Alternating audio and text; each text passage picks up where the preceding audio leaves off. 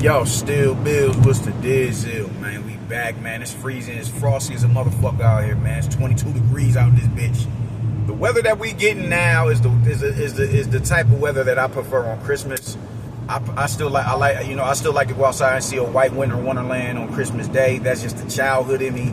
The Disney cartoons I grew up watching, not even just Disney, any cartoon that, just when I was a kid in the 90s, every time they would, talk about Christmas, it'd be a winter wonderland. And I love to see. I love to wake up on Christmas Day and see that shit. I love it. I love it. I know we supposed to get past these customs as black men and black women and black people in America, but the Christmas season is just too ingrained in me. I really enjoy the ambiance of it. I fuck with it. You can say whatever the fuck it is you want to say about me. This shit is a vibe. The pictures everybody takes, just everything about it. Just the vibe you get, just being cozy, cuddled up, cozy in your crib, the fireplace running, and watching old cartoons from when you was a kid, and cartoons that predate you before you was even born. I love that vibe, man. So that's just what it is with me. But after January 1st, I be want this shit to get the fuck on somewhere so we can get back to more tropical climates. You dig me? But peak game, man. I want to talk about something, and that is, I don't know if Turkey Al-Sheikh seen enough videos or just came to his senses and decided to switch the co-main around. But shout out to Keyshawn Davis, man. Shout out to Keyshawn Davis. Just, come back, jump right into the drama. I fuck with this shit, man. I'm excited about this fight, man.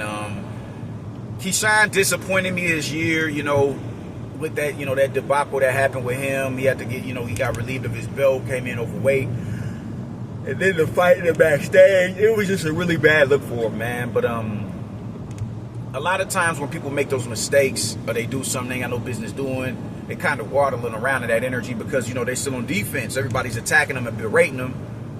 Shit, man, I'm about to just retire, man. Fuck this shit, It takes you a while to come about that funk. You gotta, it takes a minute for reality to set in that, bro, you was out of pocket. You came in overweight. You went back there and you fought the dude for beating on your brother like that with your child back there. It just wasn't a good look. So, sometimes it takes a minute for the revolution to reveal itself before you say, yo, you know what? I was out of pocket for that. I have high hopes for Keyshawn, bro. I honestly do. I think Keyshawn is he's a great addition to the sport.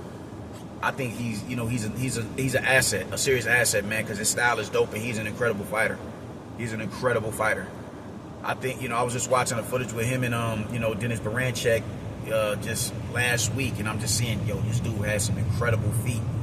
There's so many different variations to footwork, man, with just the pivot and then the angles, the ability to cut angles, man, and just, getting up under a shot and pivoting out so you don't get that opponent the opportunity to capitalize or you know what I'm saying, rolling up under the shot, because that happens a lot of times, man. You can slip a hook, you can weave up under a hook, they'll bring the uppercut up the middle. Or they can meet you back up top with a straight shot. You dig? When you spin out, you cut that angle. You're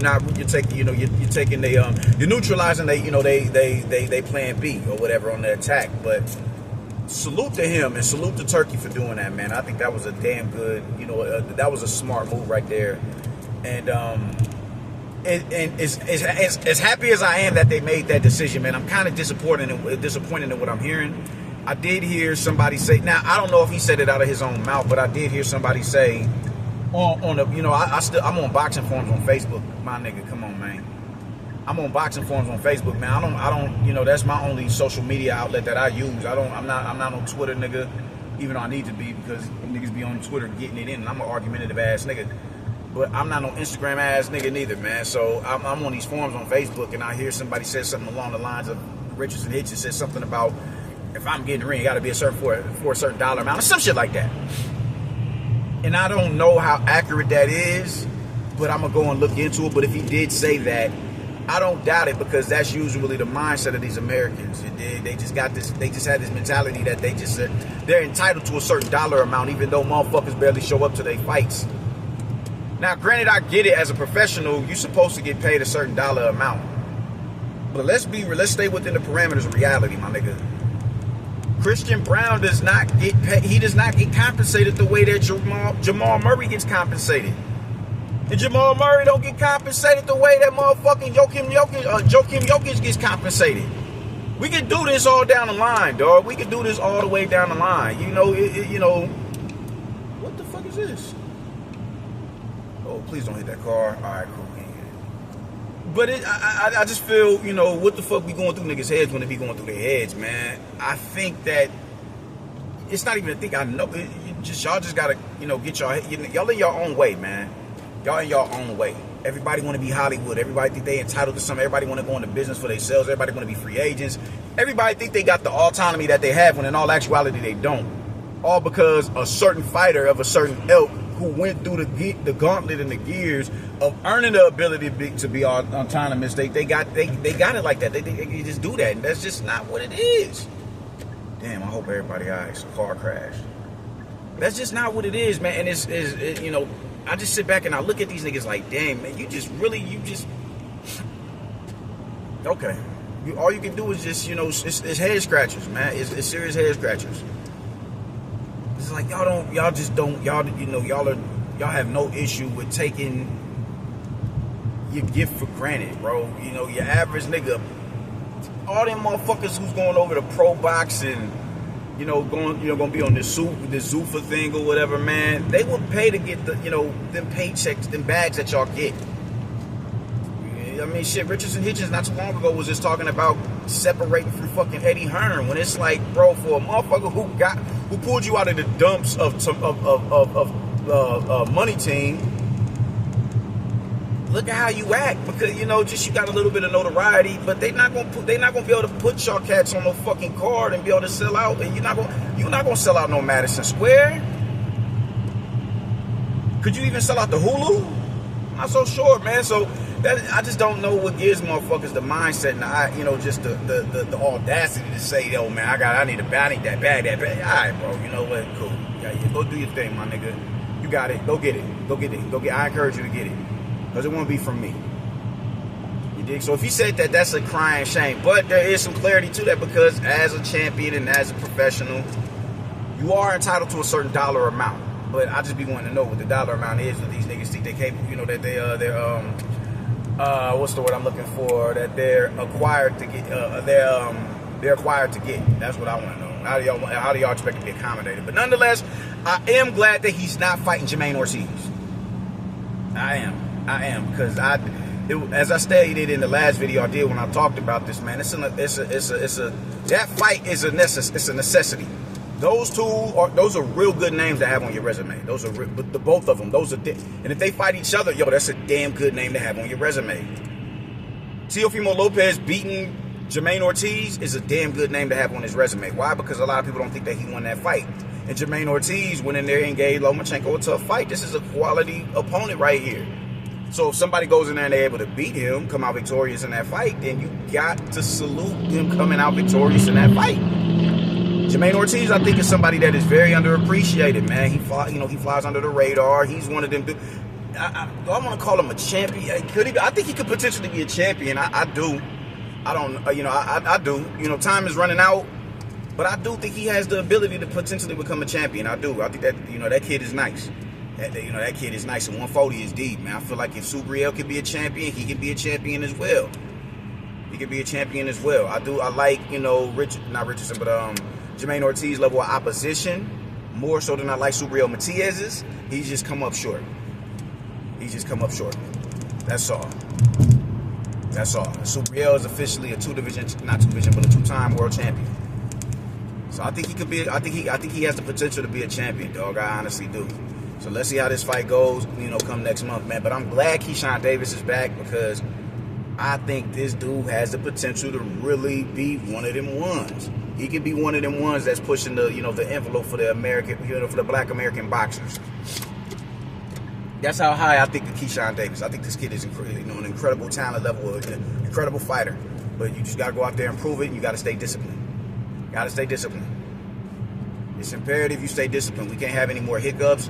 You know, we can't have you coming in overweight. We can't have you getting mad and going back there and wanting to fight motherfuckers because they did what they did to your brother. Y'all are professionals. You understand what comes with this game. You are going to lose one day. Everybody don't retire undefeated. You're going to lose one day. You know, said you switched your camp around. I don't know if that meant, I'm hearing that that meant you was getting away from Bomac or whatever. When, Bomac doesn't really have, I don't know how to say, I don't really recall Bomac doesn't, them niggas is not, they not wild dudes like that, you dig? Bud has had every fighter is gonna have their hiccups. Nobody is flawless, you dig? Nobody is flawless, but you don't hear about, you don't hear about Team Crawford and, fighting in the club and all that shit. You don't hear about that shit. Shootouts, you don't hear about all that. You don't hear about that. You don't hear about that. Not in that regard. Steven Nelson had a situation, but that was just, someone trying to jack that man's whip, man. The fuck. You know what I'm saying, man? At least that's what I've gathered, the intel that I've gathered off of that situation, man. But, he's saying, he switched his whole team around, got rid of Bowman. All right, cool. If that's what it takes for you to get your head out your ass and fly straight, do it. Fuck it. We ain't, pointing no fingers. Just do what you need to do so you can get to where it is you need to be as a champion. We need some title defenses, and we just need you in there with the, the cream of the crop, man. We need you in there with the cream of the crop. You at 140, so that means that division is stacked. You up there with Gary Antoine Russell, Richardson Hitchens, Jermaine Ortiz, as we about to see. You up there with Teofimo. You up there with I just forgot their name. Subriel. You up there with Puello. You up there with Sandor. That's a deep division up there, man. That's a really deep division up there. It's a lush division. Rayo is still up there. You got Shakur's up there now. Man, it's a madhouse up there, and I don't even know how long you're gonna be there. I feel like you'll be at 147 in the next few years. You know what I'm saying? So I don't know, man. I don't know, man. But regardless, I'm happy that you're back. You are one of my favorite fighters to watch. You bring forth an entertaining aesthetic, and that's the shit that I like to see, man. We need more. We need pugilists. We need pure boxers, but we don't need them in bulk. The way that niggas was trying to fight for the past decade or so, man. You give us a break from that style. You and the Shushu Carringtons and all that, man. You dig? I dig that shit. Fighting, sweet science. That's sweet science shit right there, man. So I'm happy that you back. I'm glad, and I'm glad you hopping in there with somebody of this ilk. Because, Jermaine Ortiz is going to be a tough outing for you. Because he's been in there with some hitters. He's been in there with some hitters, man. So, I'm looking forward to this fight. I'm looking forward to this fight more so than the main event. So, that's all I got to say about it, man. I'll get with y'all later on the next go-round. Y'all stay righteous. Doses.